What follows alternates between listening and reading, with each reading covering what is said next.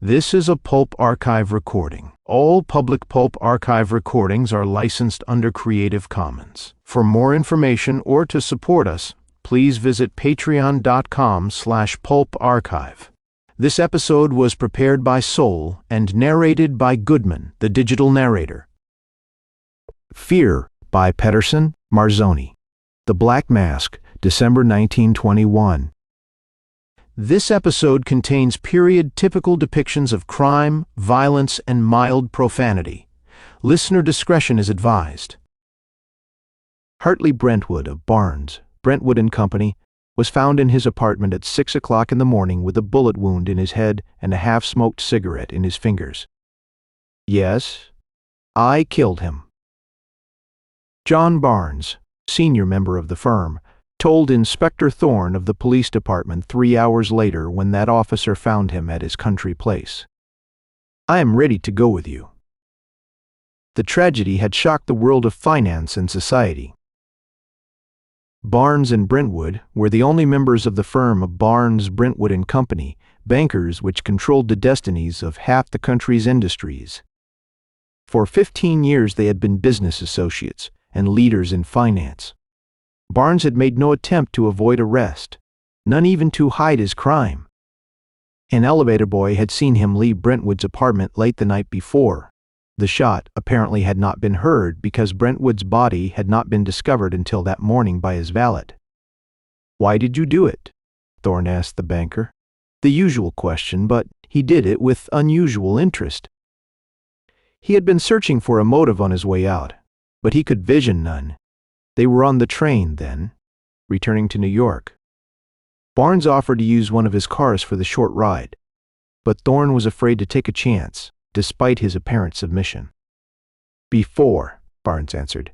He looked toward the gleam of metal under his sleeves, where the handcuffs showed. "Would you mind holding a cigar for me, Inspector?" Thorne looked at him a moment, then leaned over and unlocked the cuffs. "It's a long story," Barnes began with a sigh of relief as he drew deeply on his cigar. 15 years ago, my firm was Landis & Barnes. We were bankers and brokers of the old school. At least Landis was conservative, more conservative than there was any need for. We had a safe business, but there was nothing in it. When I had started in as a clerk for old man Landis, my one ambition had been to get into the firm. He was a leader then, and he looked like he had a grip on the world. But when I did arrive, I saw it was only a beginning. Landis wasn't really old physically, but his ideas were old. Younger men all around him had passed him in the race for money. He really didn't care an awful lot about making money. I liked him, but I had to get ahead. It was just born in me. However, he controlled the business and pooh-poohed every real idea I brought to him. We went right on making money his way, but it wasn't my way. I knew it was time to cut loose for big things, and I started planning on them. I couldn't leave Landis because I needed his help for a while.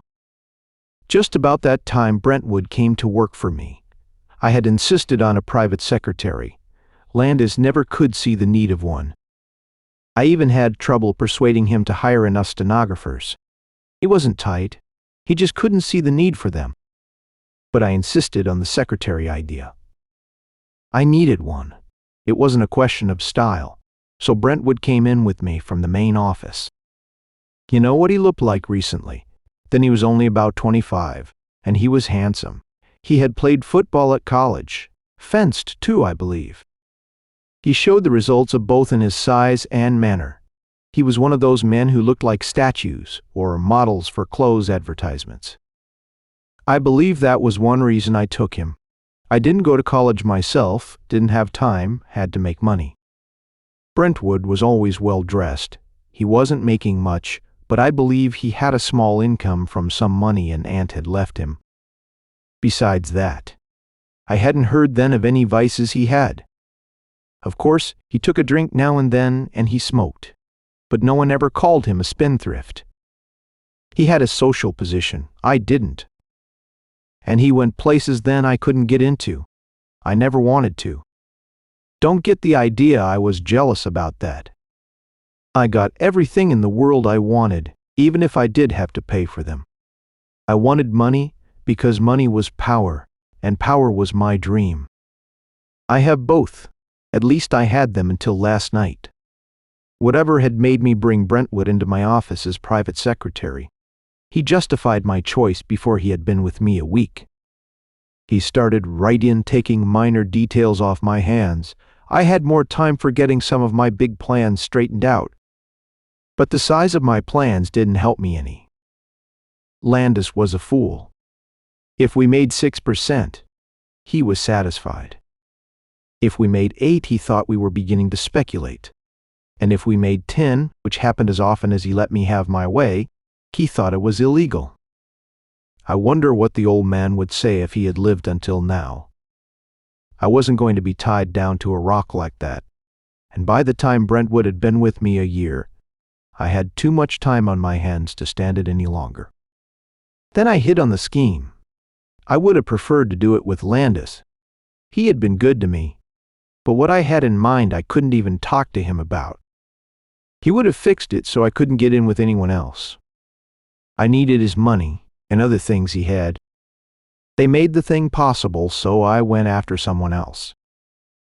Even though Landis wouldn't listen, other firms had been getting a line on me. Whenever the firm put over anything big, they all knew I did it. You remember old Tom King, crooked as a snake, but he knew how to make money. I had met him at lunch once or twice, but he had kept track of me. I knew from things he said. He never ate anything but crackers and milk. He saw me order the same one day, so he took more interest in me. I thought he would. When I decided it was time to put over my scheme, I picked out King for the second man. It took two of us. I knew he would be the best I could find, and he would be willing to do it too. But I had to tie him up some way. I had made up my mind that I would double-cross Landis if I had to, but I was going to protect myself. I went to King's house one night and told him my plan. Not all of it, just enough for him to see that it would work if properly handled. He wanted to know everything, but I wouldn't tell him unless he consented to sign an agreement to put the thing through. That agreement was a risky thing, because what we were going to do would put us both in jail if we were found out. He objected to putting his name to anything, but I convinced him of the big possibilities, and he said he would sign. You couldn't take a single chance with King, so I went to my office that night to get the agreement ready. I knew how to use the typewriter, so I wrote it out. I made a carbon copy for myself. It was not 8 o'clock the next morning when I reached my office. I was so anxious to get the deal started and through with that I hadn't slept at all, and I wanted to be down where things were going to happen. I was surprised to hear the typewriter clicking when I let myself in, and there was Brentwood. I wondered what had brought him down so early, and he offered a pile of letters as a reason, so I felt satisfied. By 9 o'clock, King had signed the agreement, and when the market opened, we started to work. You remember when C and Q broke? About 50 points. King and I made a fortune, but it broke Landis. He lost his head when he saw the market slipping because most of his money had been tied up in C and Q. He tried to hold it up, but we had our plans worked out too well. We sold short, and I delivered Landis's stock until we could cover. We did all right. Landis lost his nerve with his money and shot himself. I was sorry because I had liked him, and he had a wife and a boy. But he had no business in the game anyway. I was glad he hadn't connected me with the break. No one else did either. About 6 months after Landis was dead, I took over the business as Barnes & Company. I saved a little money out of the wreck for Mrs. Landis, and she was comfortable. She was a fine woman, and my little girl Lucia played and went to dancing school with her boy. Everything started out fine for me. Landis's conservative reputation helped me out then, on account of the time we had been together, and I had plenty of money to back up anything I started. I had every chance in the world then. This hound Brentwood began. I had put him in charge of one of the departments in the new firm, and he was making good. He had been there about 3 months when he came up to my house one night. He had been there before at formal dinners once or twice when my wife had thought it necessary to entertain, but there had never been any friendship between us. This night he asked for me and came into the library. I was feeling pretty good. I had put over a fair-sized deal that day, and dinner had been comfortable. We didn't have any guest. I was surprised at the visit, but I didn't let on. I offered him a drink and a cigar. He refused the cigar and lighted one of his own cigarettes. He always had them made for him, he told me. He didn't waste any remarks about the weather or my health. "When are you thinking of increasing the firm, Mr. Barnes?" he began. That surprised me. Nothing I had ever said to him had indicated any intention of taking in any partnership. I didn't need any. All I needed was money and room. I had had 2 partners, and I didn't want any more. Landis was dead, and King too had died about a month before. Apoplexy, I believe. At first I started to bawl him out, but I thought better of it. Maybe he was trying to lead up to some idea with a joke. I had been with Landis too long and saw how much a man could lose by not listening to ideas. "Do you want to buy him?" I asked him. If he did have any scheme, I was ready to listen to it in the hope it was worthwhile. He seemed to be surprised. He knew I had a temper. He had been in my office for a year. I guess he was all set for a fight right away. But he smiled and went on. "Not buy exactly, but I think it can be arranged to suit us both." "Like hell you do," I yelled. I was more than surprised. I thought he must have gone crazy. But I didn't like his smile. He didn't say anything, just sat there and smiled at me. He didn't look like a crazy man, and I began to wonder. All the time he had been with me, he had been perfectly sane, and he had never tried to joke. He was efficient and always on the job.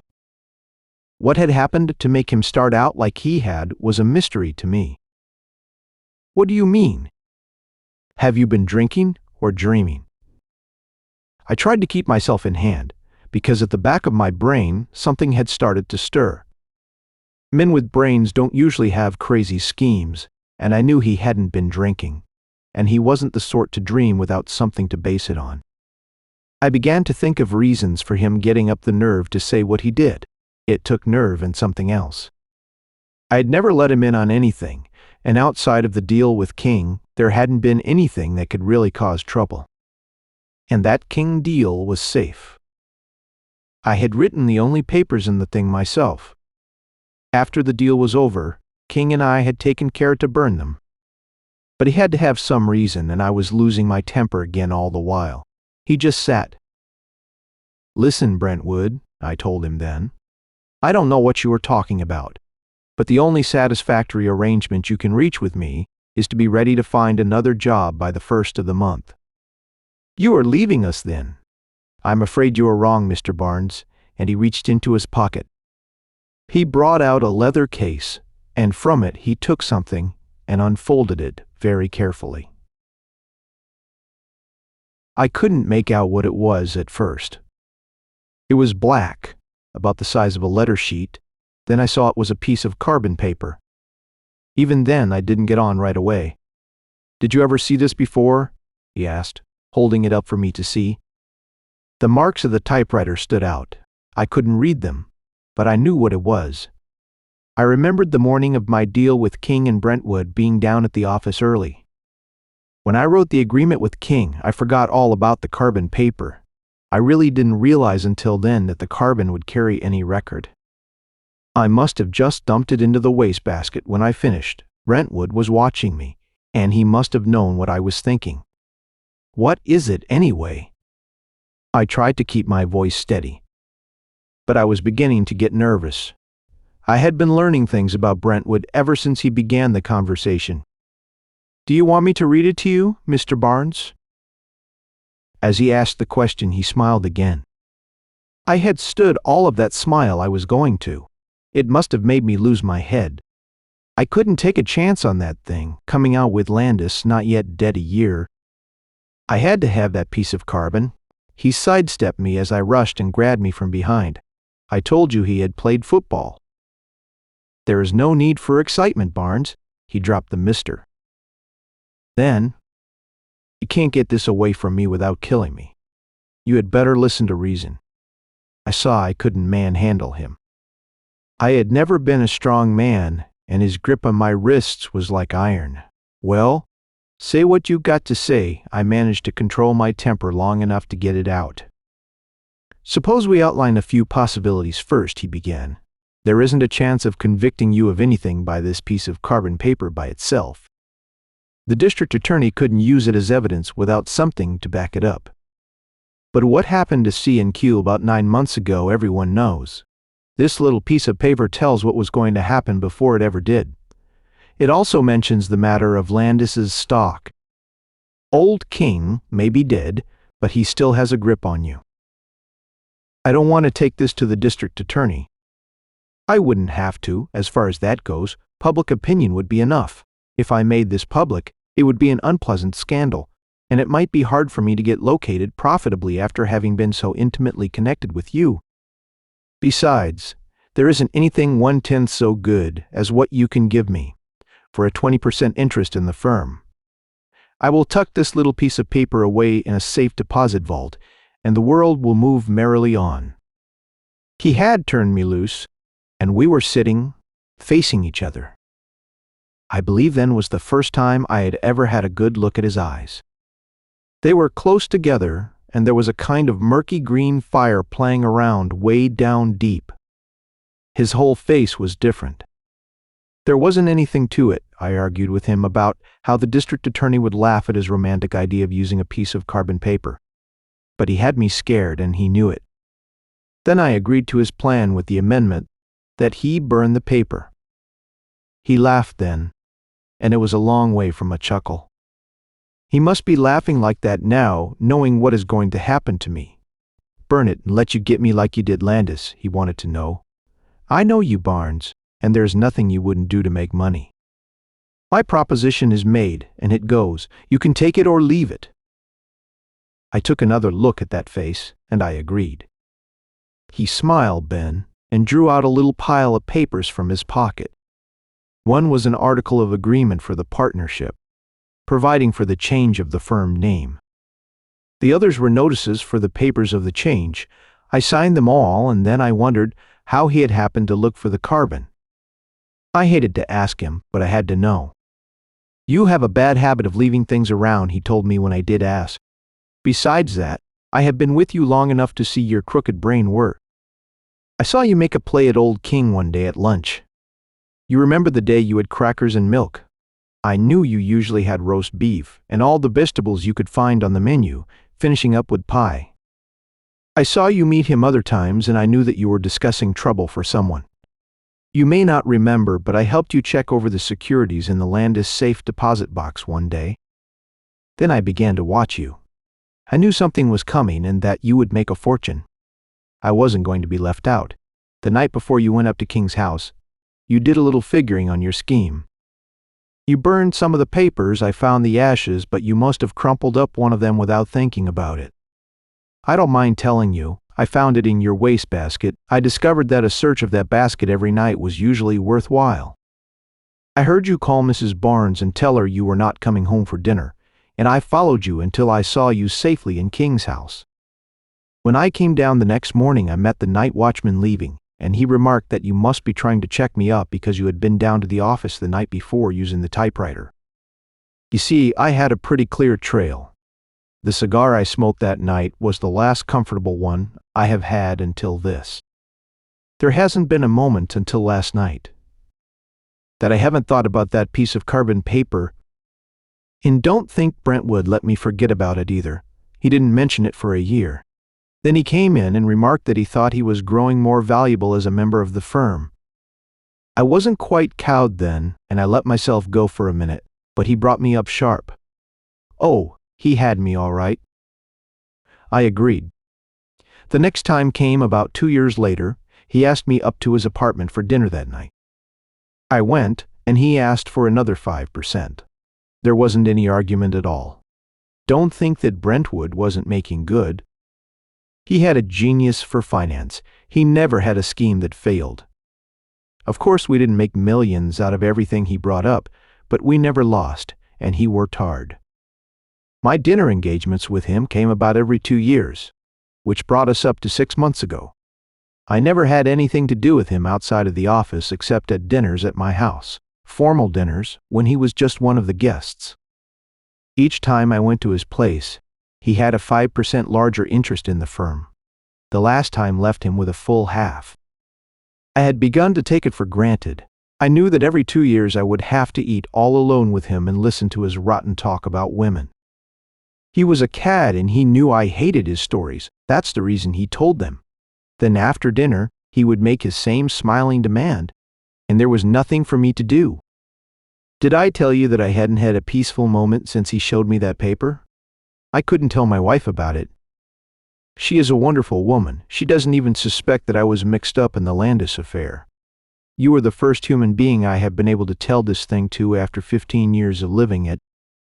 15 years is a long time. I don't want your sympathy. It's all over now and I want to get it off my mind. But that doesn't make any difference about my shooting Brentwood. As I said, he called on me last about 6 months ago. I thought then that I would have 2 more years of almost peace when something else came up. You may have seen a picture of my daughter Lucia. It was published last winter when she made her debut. She is her mother all over again, and I am just daddy to her. She has always been my pal since she was a little girl, and she is now too. Anyway, she made her debut last winter, and Brentwood started coming to the house more frequently. I would come home in the afternoon and find him at tea. My wife asked him to dinner 2 or 3 times, just with the family. She had never seen him ask for a larger share of the firm. It kept up so that I began to have a big fear, bigger than my fear of Brentwood and his carbon paper. Suppose my girl should fall in love with him a couple of nights ago. By some chance she was staying at home. She came into the library where I was trying to read, and I decided to try to find out how much she liked Brentwood. She came over and sat on the arm of my chair and pulled my hair. "Where is Brentwood tonight?" I started to question her. "Pining away in some dark den, probably." I refused to let him come up. I told him it was Daddy's night. I patted her hand, but still that didn't mean anything. It seems to me he is coming around pretty frequently these days. You are not the only one who thinks so, and she blushed. Fathers may be stupid, but I knew my daughter, and there was a great load gone off my mind. "Who is he?" I tried to be very stern.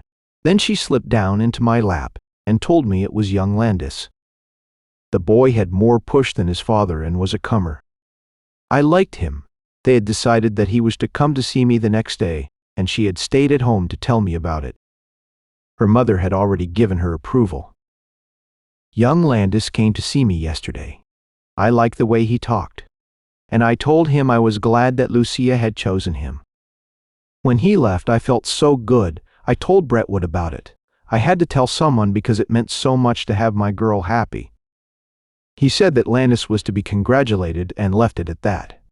His manner meant nothing to me, and I had about decided to give myself a half holiday when he came into my office and invited me to dinner that night. He saw I was happy and he wasn't going to let me be. He knew I wouldn't refuse to go. I went. Everybody knows that now. He was just the same at dinner, as ever the same boasting of his amours. I managed to live through it because all the time my mind was busy wondering whether I could argue him out of asking for a larger share of the firm right at present. I wanted to give Lucia and Landis a start, and I had to get all the returns I could to do it properly. But it wasn't money he was after. "I am not going to keep you in suspense, Barnes," Brentwood began. "The reason I invited you up here immediately was to prevent you making the mistake you did this morning. It will never do for you to announce Lucia's engagement to too many people. They might not understand it later." "Understand what?" I demanded. I didn't need an answer. I knew what he meant. But I had to have him say it. "Because, Barnes, you will have to arrange for her to marry me." I didn't argue. I shot him. Barnes finished his story as the train was crashing over the switches of the Grand Central. When they reached the station, the banker reached out his wrists for the handcuffs, but Thorne apparently didn't see the movement as he led the way out. After Thorne had deposited his prisoner at the Tombs, his one thought was the piece of carbon paper in Brentwood's safe deposit box. A brief sketch of Barnes's story procured an order for his entry to the box buried under a mass of bonds, securities, and letters. Thorne found an unmarked envelope. In it was a piece of carbon paper, carefully folded once. The detective had brought a mirror with him, and he held it before the carbon to read the damning evidence. With staring eyes he read, "Mr. Blair, Townley, Chairman Charity Ball Committee. Dear Sir, on instructions from Mr. Barnes, I am enclosing herewith a check for $10 for tickets. 313 and no. 314 to the charity ball." Thank you so much for hanging out today. My name is Saul, and this is the Pulp Archive. Now, if you had fun, I'd appreciate it if you could like, subscribe, comment, and share. That stuff really helps. And like most stories we cover here, today's was recommended by you. So, if there's a story you'd like to see, send us an email at pulparchivelibrary@gmail.com. We'd love to cover it. If you'd like to support the podcast and keep us going, consider subscribing to our Apple channel or becoming a member on Patreon. Just visit patreon.com/pulparchive.